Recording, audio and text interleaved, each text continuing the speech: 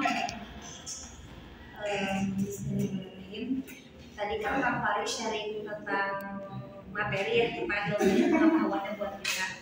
Tapi Kang Faris belum menggambarkan tentang implementasi yang sudah dilakukan dalam pembelajaran yang Kang Faris lakukan sama peserta didik. Coba cerita dulu dong gitu, gambaran di lapangan seperti apa gitu, terkait desain strategi. Bismillah. Kebetulan kan kalau untuk mengajar di sekolah belum pernah merasakan. Nah, tapi alhamdulillah itu seperti yayasan, jadi yayasan Tarbiyatul Insan An-Naim. Nah, jadi di sana itu ada sekolah, ada lembaga sekolah gitu, dari tingkat RA, MI, MTS, MA. Nah, kemudian itu cabangnya juga, yayasan itu cabang, itu PSQ, Pondok Sahabat Quran. Nah, di situ saya di bagian PSQ-nya, stafnya di situ. PSQ, Pondok Sahabat Quran.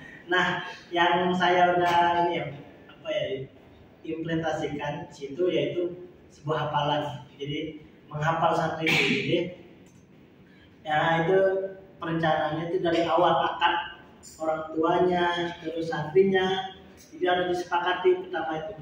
Yang pertama yang awalnya dia perencanaan ya. Jadi santri di sini makannya hanya 2 kali. Tuh.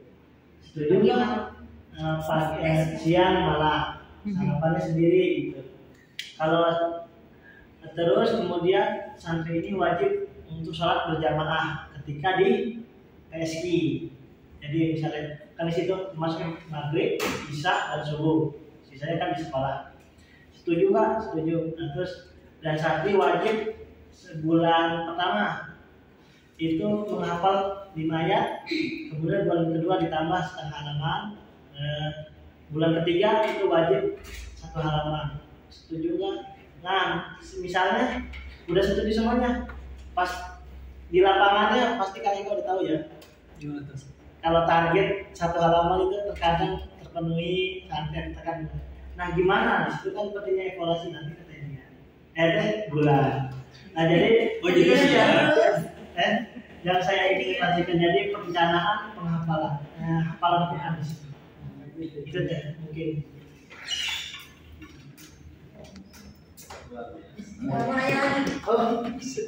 Gampang ya tentang kehidupan.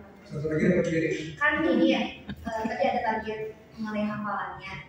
Itu apakah bisa menentukan setiap santri atau melihat kondisi dari masing-masing santri? Kan pasti ada yang berbeda ya, ada yang menghafalnya cepat, ada yang sedang, ada yang di bawah gitu. Apakah mengikuti kondisi atau tetap harus pada peraturannya, targetan yang dibuat sama Kang Faris? Nah, kalau ini yang benar sih, nah, di situ kan setiap musrik itu namanya musrik ya, pembimbing lah, itu memegang biasanya ada 5 dan 4, kalau aku 6. Nah, itu termasuk kelas MA-nya ada 3, MTS-nya 1, SD-nya 2, nah, jadi 6. Nah, benar itu dibedakan maksudnya. Kalau MTS MI mah dia setengah halaman wajib. Jadi sebelum tidur pokoknya habis belajar malam dia di sana wajib. Itu harus menghafal setengah halaman. Itu namanya hafalan kotor biasanya disebutnya. Hafalan kotor apa? Maksudnya dia misalnya hafal 1 ayat, misalnya udah diulangi 20 kali, udah ayat, kemudian ayat selanjutnya diulang 20 kali, terus udah hafal sampai setengah halaman, itu namanya kotor. Nah, besok masuknya hafalan muslim. Nah, itu dibedakan. Jadi kalau MTS memang wajib mengikuti, MTS dan MA itu wajib mengikuti karena jadi setelah kita yang saya pelajari itu ada ya seorang dokter mengajarkan gini, kalau ketika melakukan pekerjaan itu minimal 20 kali atau 21 kali berturut-turut itu akan menjadi kebiasaan. Nah, disitulah di PSQ, makanya bulan pertama itu mereka nggak boleh pulang. Bagaimana biar agar terbiasa di program PSQ tersebut. Nah, setelah bulan kedua boleh pulang, yaitu di hari Sabtu Ahad, jadi mereka pulang. Karena memang poinnya itu 5 hari doang gitu. Jadi pembiasaan itu.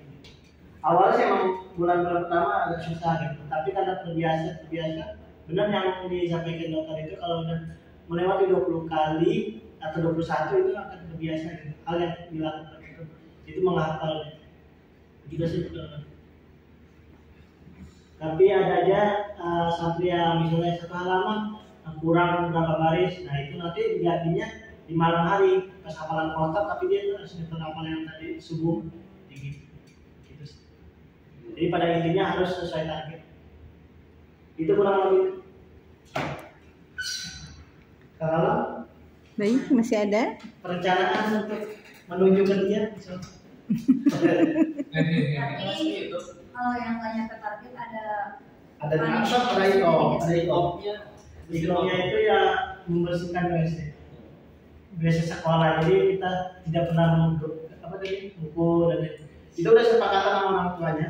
Kalau hukum itu antara bersihin WC, halaman, masak, biasa masak. Tapi mereka pasti mininya bersihkan WC akan dimasak di malam.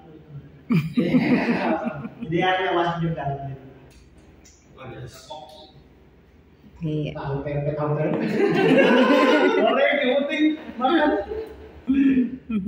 Jadi ada bulan pertama, bulan kedua gitu ya. Pembiasaannya rangkaiannya itu. Paling diutamakan di bulan pertama itu kan. Iya. Mereka menghafal. Ada juga yang sampai ke pembiasaan itu sampai 40 hari. Iya. Nah, ya seringnya ya. Kalau di pondok dia seperti diakan. 40 hari. 40 hari. Jadi tilawah gitu. Baik, ada tambahan lagi atau tanggapan? Halo belakang. Iya, untuk Teh Bulan boleh menanggapi atau menambahkan evaluasi. Tadi di kesimpulan tuh kan, jadi evaluasi bukan hanya pretest dan posttest saja, ya, tetapi dari keseharian. Keseharian. Jadi tidak hanya nilai akhir aja, tapi kesehariannya, keaktifan, ya, kontribusi dalam pembelajaran itu, dalam sinergi pembelajaran, dalam prosesnya. Nah, itu juga masuk pada penilaian. Nah, bagaimana? Ada tambahan? Ada tanggapan?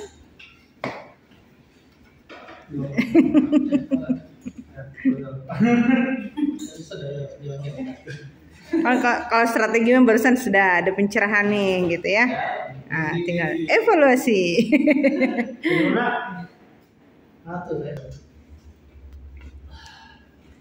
Ya, baik.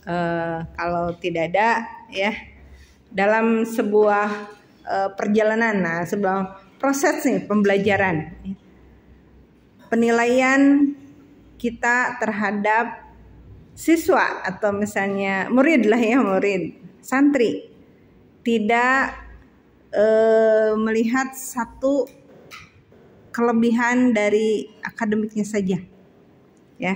Jadi kecerdasan itu banyak, ya.